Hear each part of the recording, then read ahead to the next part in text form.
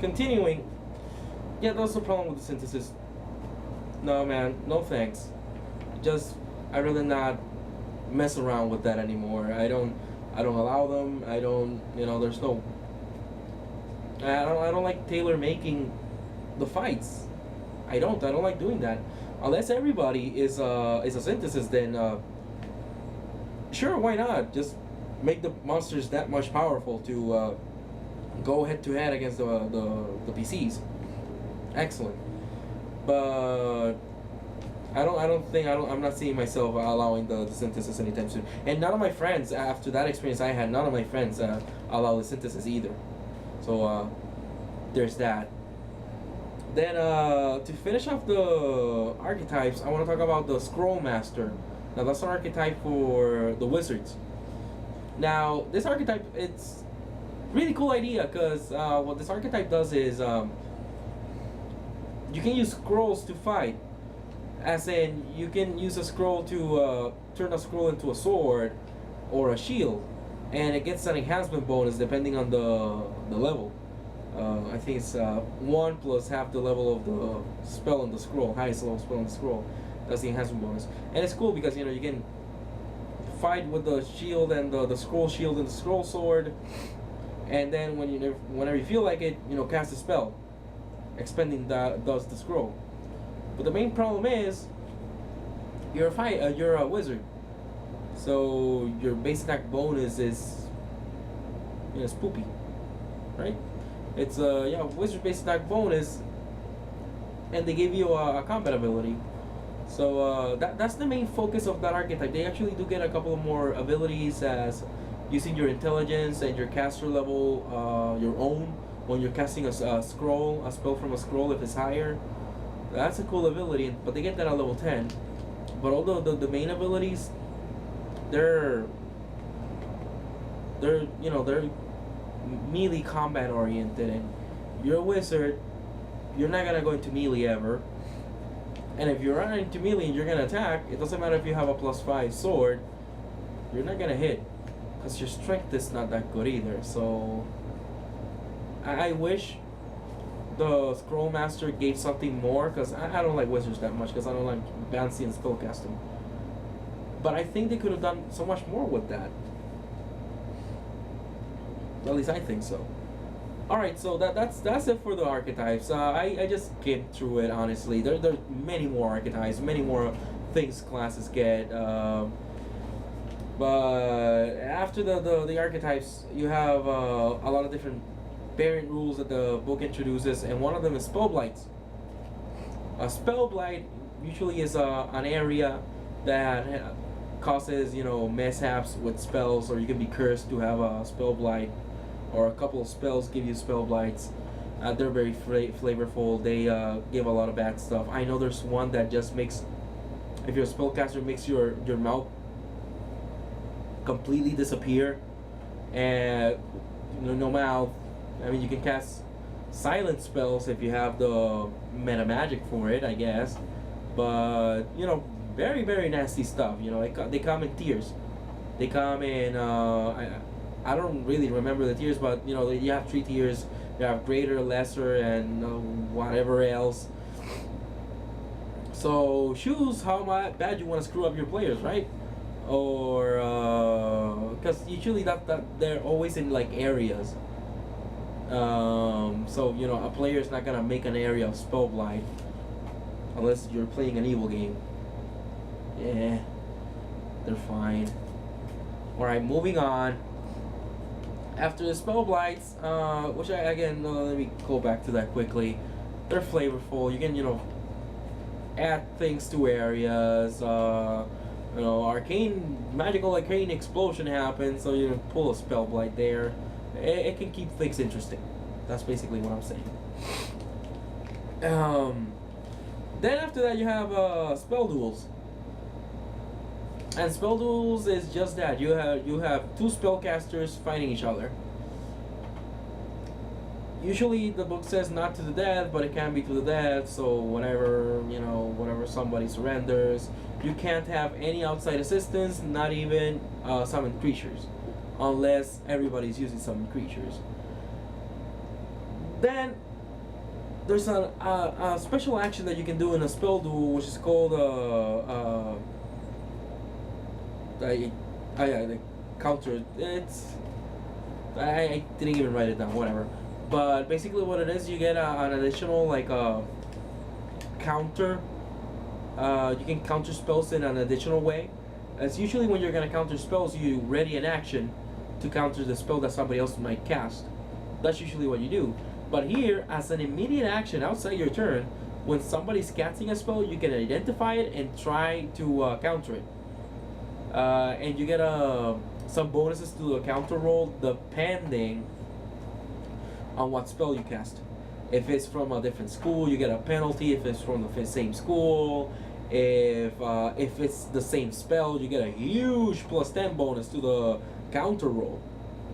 So that's really cool. I wish you could just do that. It would make combat hectic between spellcasters, I know.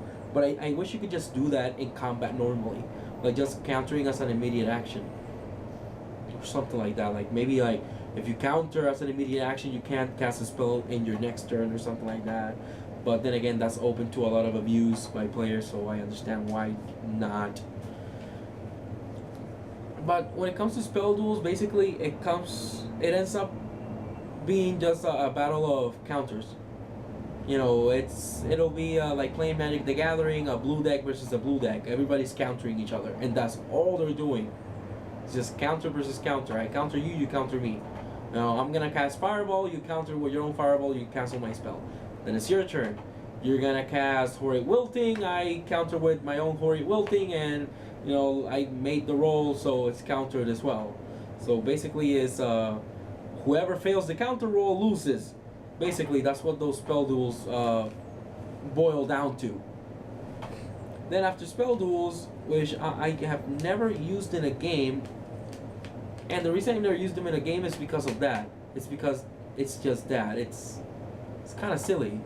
It's whoever fails the counter roll, it's the one that loses in the end. So since that's kind of silly and kind of lame, I've never used spell duels. Like I've used like flavorful spell duels. You're fighting a spellcaster, but we're not using the counter rules. So I've done that in a game. After the spell rules, you have a really cool chapter on binding outsiders.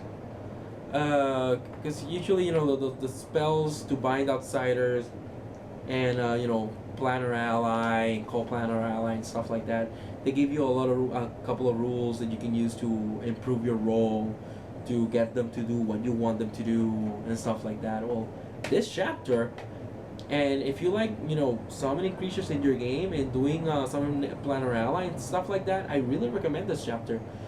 Because they break down almost every single statted out outsider from the bestiaries, and they give you quirks they have, things they like, things they don't like. They divide them into the different type of outsiders. They have angels, archons, devils, demons, daemons, and stuff like that.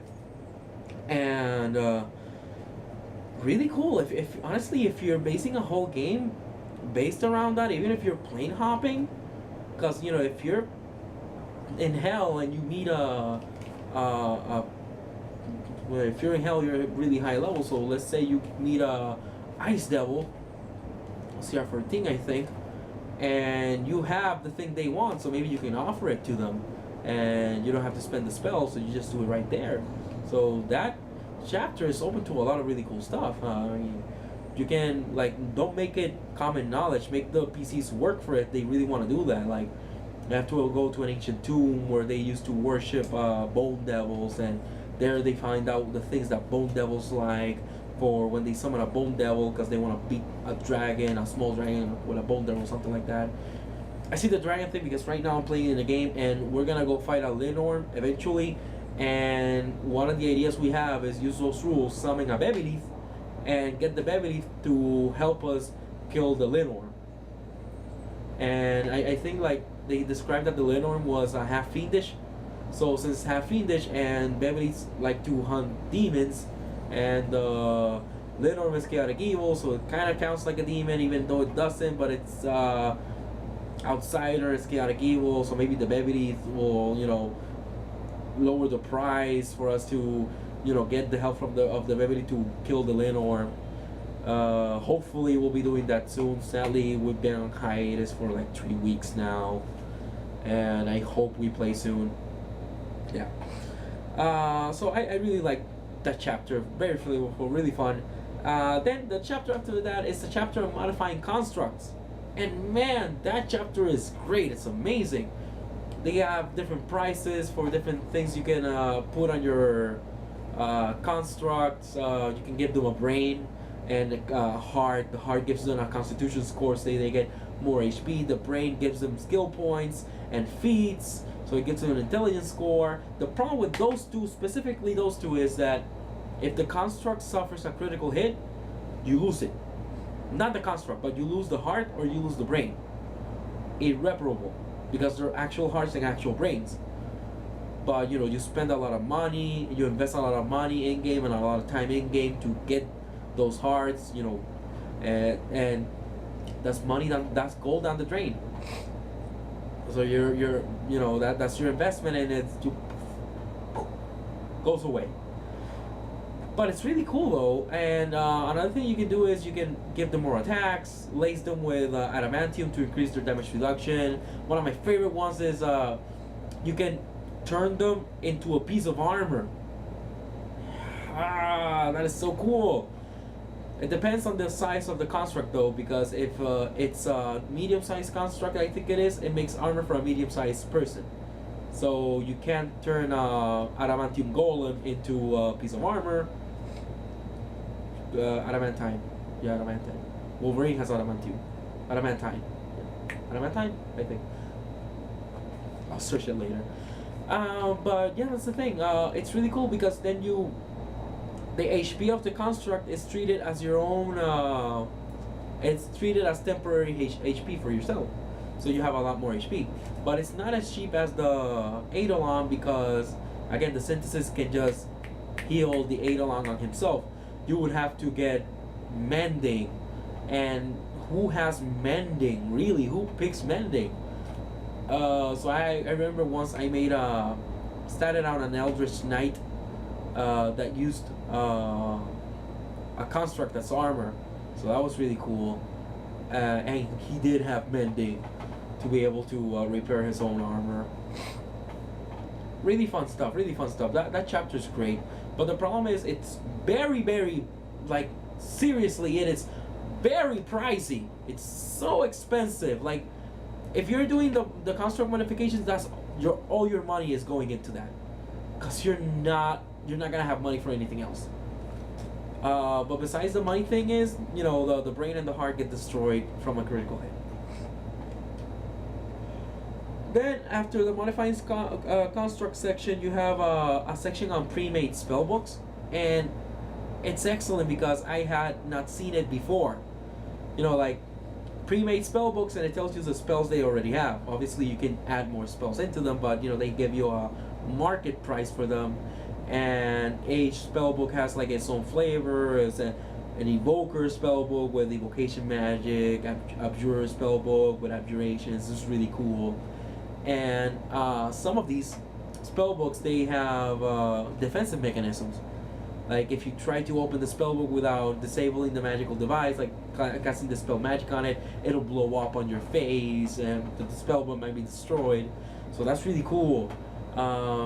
If you're playing in a high fantasy setting, you can have like a shop that spellbooks are us, and you have a guy there that makes spellbooks and sells spellbooks, or he trades with the Mage's Guild, because if it's a high fantasy setting, why not have a Mage's Guild, and they make these spellbooks, and they give them to this guy and he sells them, and really, really, oh man, that sounds so fun. I wish I would have done that for a campaign of mine.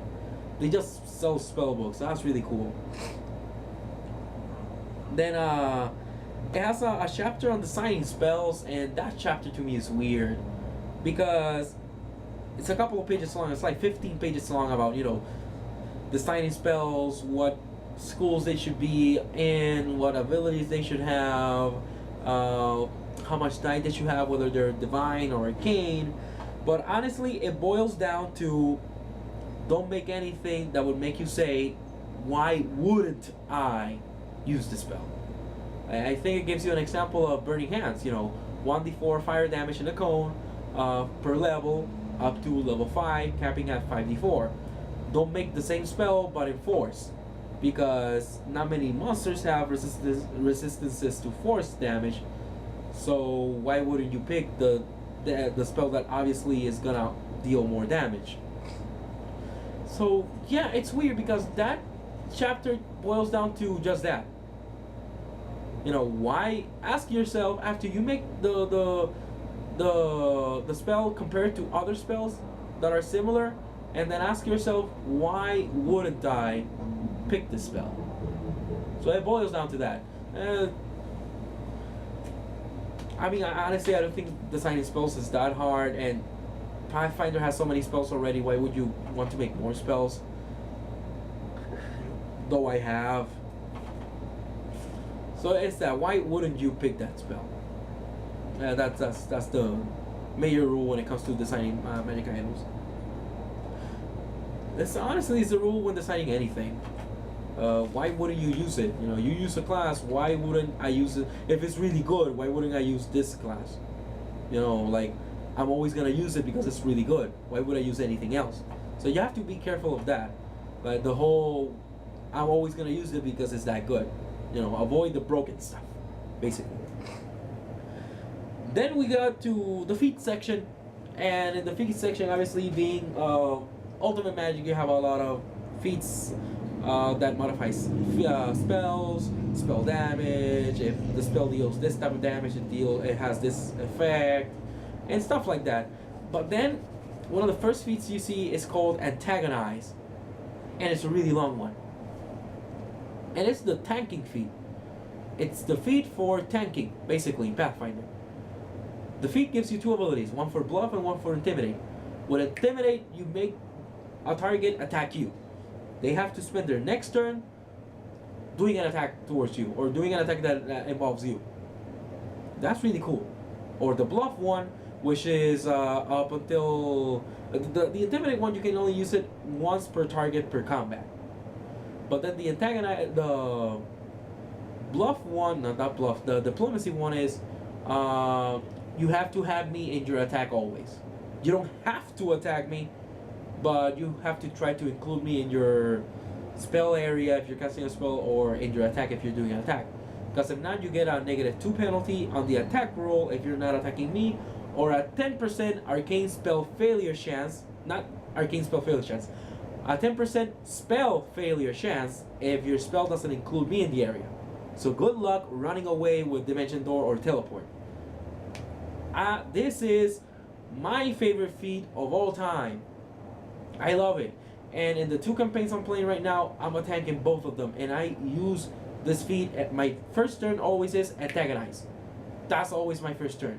I love this feat. What I find so weird is that it's in the spellcasting book. I would expected this feat coming in Ultimate Combat. I understand why not, because this book came first. But that could have been a feat in the core book. To me, it's just weird that this combat heavy, tanking, I want to take damage, hit me, comes in the squishy book. In the book made for the squishy classes. Because you're not going to be a wizard doing Antagonize, because then they smack you and you turn into a pile of... You turn it not into a black pudding, but you turn into a red pudding that has a bone inside, and you're dead. Unless you're a druid. A reincarnation druid. Then you come back a day later. Still, my favorite feat of all time. I love it. It's one of the things that I love so much about this book. It's like, I was looking at it and Antagonize, what is that? Oh man, that is so awesome. But the other feats are just, feats you can use with spells and stuff like that. To me, that was the highlight. To me, that feat was the highlight of the feat section. And then after that, you have Words of Power. Variant spellcasting system. Amazing. You have different words and you can combine them to make a different spell effect. For example, you have a cone word and a fire word, and you make a cone of fire, or eventually higher levels a cone word with a fire word and an ice word and an electric word, and you make a tri-attack. A cone that deals fire, electricity, and cold damage. I remember for the playtest, it was really broken because each word had a cap.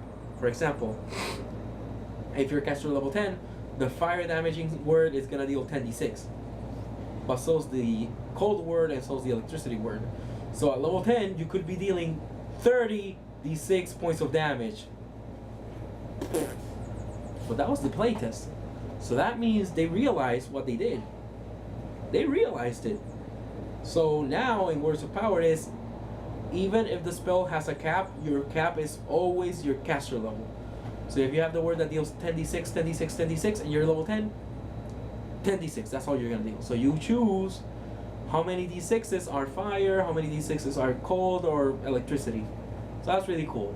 But not only that, you have other effects. You have really good buffing words. I buff myself, give me armor, but at the same time I give myself strength or dexterity and stuff like that. I summon a creature and it explodes in fire or something like that. I don't know. It's really cool. Really cool. Healing is really good with the Words of Power because healing words can only be used with touch words, but touch words is only one touch word, and you can use touch words in two ways: range touch or melee touch. And all basic core healing is always melee touch. So that gives you range mana magic for free, basically. So you're always healing from afar, so it's really good for healing. Main problem with Words of Power, however, and man, am I sad, no follow-up. The words you find there is all the words you get. And that system is so good, I wish there would be more and more words to make more effects, because as it stands, honestly, it's really good for damage. And that's what it is. It's really good for damage. If you need to touch an enemy, bam, you touch him with a lot of damage. A lot of enemies, big area of damage. And you can choose what element you want to cast. I mean, it's a lot of things that are resistance to a lot of fire elementals, burst of cold. A lot of water elemental, burst of electricity. And stuff like that. So it's really good for damage, but it's amazing, excellent. Like, honestly, it's the best thing for damage ever. If you're gonna be pew pew pew, a lot of damage, go with Words of Power. You will not be disappointed. Really complicated though, so if you're a newbie, I'm sorry, like, try not to do that. But if you're more experienced, go for Words of Power. You're not gonna be disappointed if you're just dealing damage. If you're a sorcerer, if you're a sorcerer, it's so cool. If you're a sorcerer, custom making your spell at the whenever you want, however you want, yeah. I make a line, or I make a cone, or I make a burst, whatever I want, on the fly. That's really cool. But it's damage. You can't really do that much else with it. So I wish Paizo, if you ever watch this, make more Words of Power. If you're a third-party publisher, please make more Words of Power, because I'm pretty sure there's a third-party publisher that has more Words of Power, but I haven't found it yet. And if I do find it, I'm probably gonna buy your book. So there you go. If I find you, I'm gonna buy your book. If you make one, I'm gonna buy your book, because I really like Words of Power. They should make more of it. And that's basically the final big chapter. Words of Power, really good. I have yet to play one. I really want to make a sorcerer eventually that just has Words of Power, and that's my whole shtick. Really cool stuff. After that, you have your spells. Just list of spells. I highlighted is create demiplane. You create your own demiplane. You decide how it's created, what it has, what water has, what plant or traits it has, the flora, the fauna.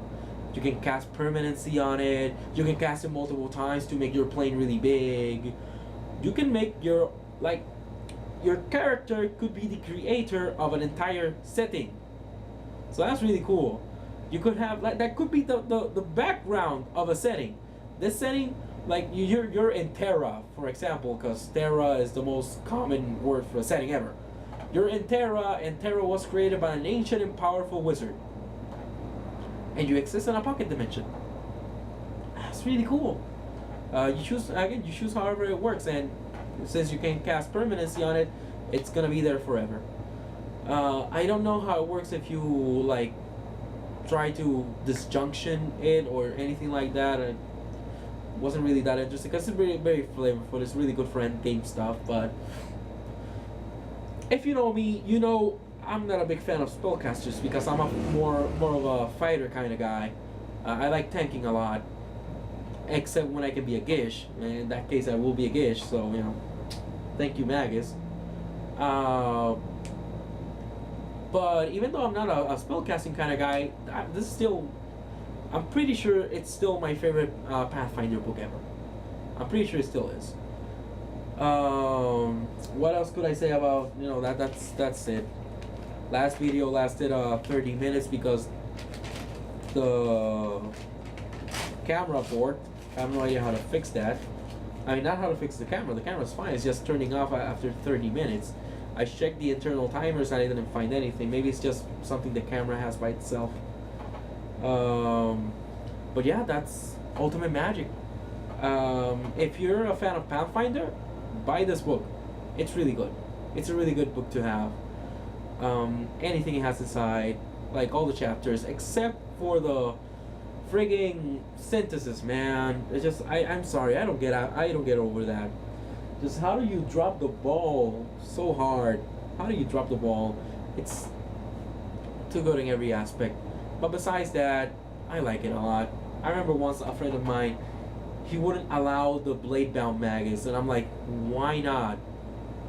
It's not like it's broken. I have an extra piece of equipment that guarantees that I'm never gonna have to buy a magic tool sword. That's it.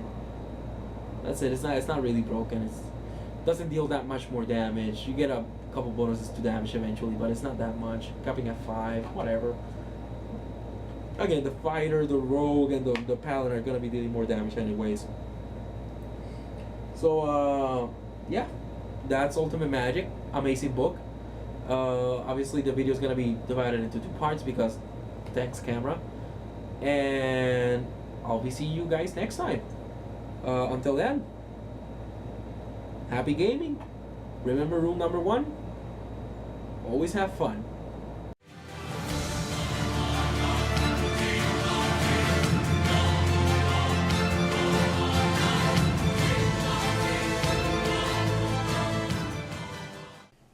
Alright, Possimos, let's get things ready for the next episode. I think I was gonna talk about the Zephyrus class. What do you think? No, you are not. What do you mean? Another shall be handling that. Who?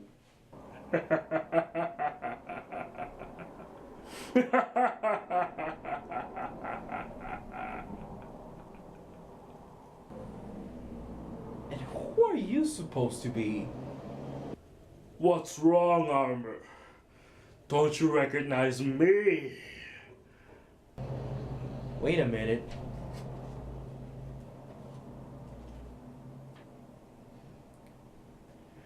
Rancor? Precisely. I'll be taking care of the classes from now on, since I've had so much experience fighting against them, no thanks to you. Wait. Weren't you a drow in my games? Indeed I am. Sadly, you lack the budget for that. Oh, that's right.